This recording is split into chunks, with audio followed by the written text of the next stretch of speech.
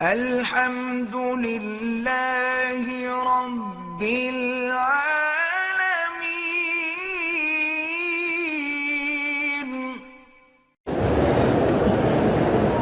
کہتے تھے کہ بچے ہونے کے بعد میاں بیوی کتنا عرصے کے بعد آپس میں مل سکتے ہیں؟ میرا بھائی، جب خون نفاس کا بند ہو جائے۔ یہ جو ہمارے ملک میں مسئلہ ہے نا، چلا 40 دن چلی، یہ بالکل جاہل والی بات ہے۔ اگر عورت کا ولادت کے بعد 2 دن میں بھی خون بند ہو جائے، صاف ہو جائے، پاک ہے، نماز پڑھے، خاوند سے ملے، جو کچھ مرضی ہے کرے۔ وہ 40 دن کا مسئلہ یہ ہے کہ اگر خون آ رہا ہے، رکتا نہیں ہے، اب 40 دن تک دیکھیں گے۔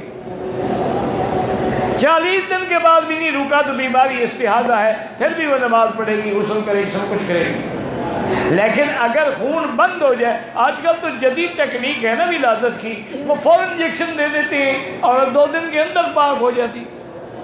پاک ہو جائے تو بس پاک ہو گئی۔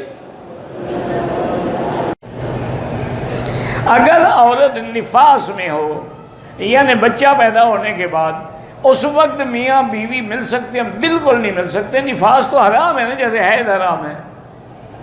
جب تک کہ وہ پاک نہ ہو، بلیڈنگ ختم ہو، تسلی ہو، غسل کرے، پھر مل سکتے ہیں۔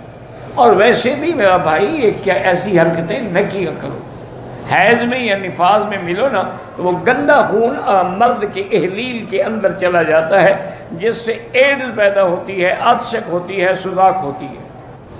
اگر عورت کا حمل گر گیا ہے، اسقاط حمل ہوا ہے، اس کے بعد اس کو خون آنا شروع ہو گیا، اب اس کے لیے 10 دن کی یا 40 دن کی پابندی نہیں ہے۔ بچہ جب پیدا ہو، جب بھی خون بند ہو جائے، عورت پاک ہو جاتی ہے۔